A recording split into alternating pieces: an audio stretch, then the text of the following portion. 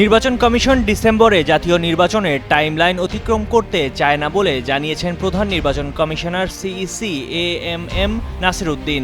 রাজধানীর আগারগাঁওয়ে নির্বাচন ভবনে ব্রিটিশ হাইকমিশনার সারা কুকের সঙ্গে বৈঠক শেষে একথা বলেছেন তিনি।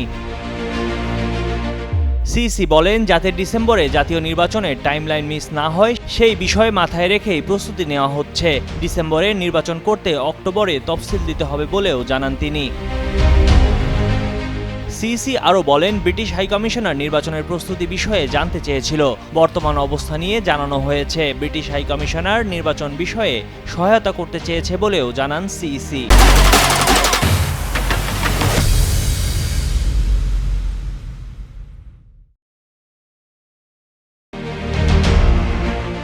এ সময় ব্রিটিশ হাইকমিশনার সারা কুক বলেন, যুক্তরাজ্য বাংলাদেশে একটি সুষ্ঠু, নিরপেক্ষ ও অংশগ্রহণমূলক নির্বাচন চায়। যে কোনো সহায়তা দিয়ে বাংলাদেশের পাশে থাকবে যুক্তরাজ্য।